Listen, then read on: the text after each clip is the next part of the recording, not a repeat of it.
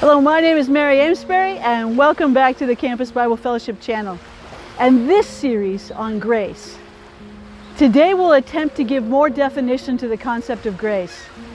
The word means favor or kindness and often includes the idea of undeserved favor. We all need grace. We all fail despite our best intentions. Jesus told a story to his disciples to reveal the heart of the Father toward his children. The ones who stumble and fall, and the ones who take pride in their self-righteousness. It is found in Luke 15:11-32. In this story, there are two sons, the rebellious younger son and the self-righteous older one.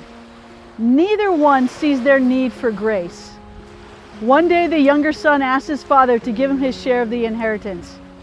And asking for his inheritance while his father was still alive, he deeply disrespected him.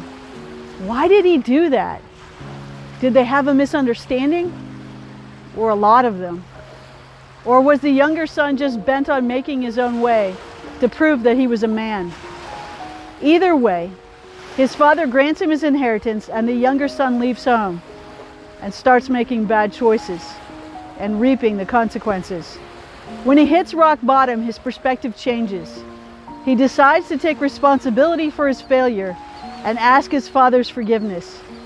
He knows he's no longer worthy of the title son, but he hopes his dad will hire him as a workman on the family farm.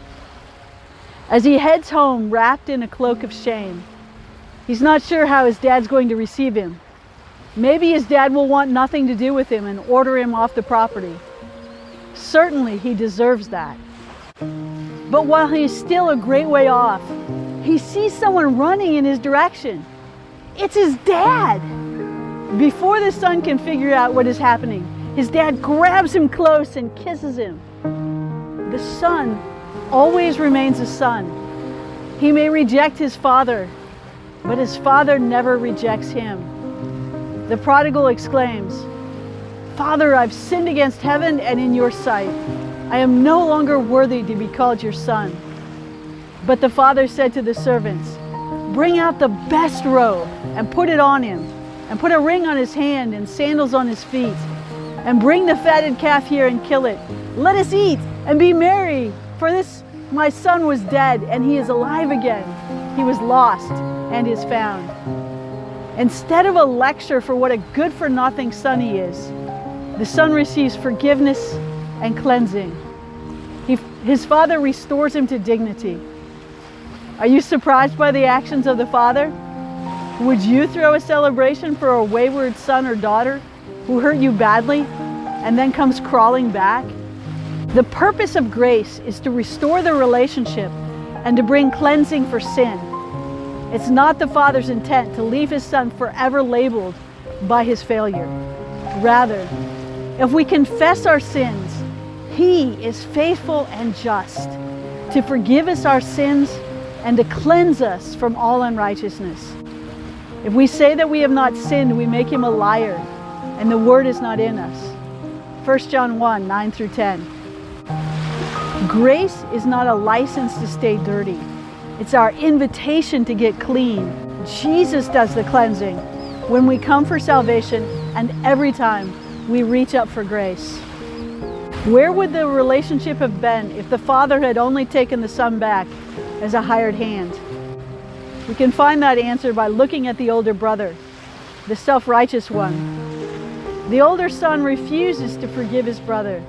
The relationship remains broken, and neither brother can get past what has happened. They remain stuck. The younger son stuck in his sin, and the older son stuck in his bitterness. If the father takes his son back as a hired servant, the relationship will always remain broken. The debt was too big for the younger son to earn his father's respect and love. The father may be in the right, but he will never feel right until grace is extended and received. That's why grace is so essential.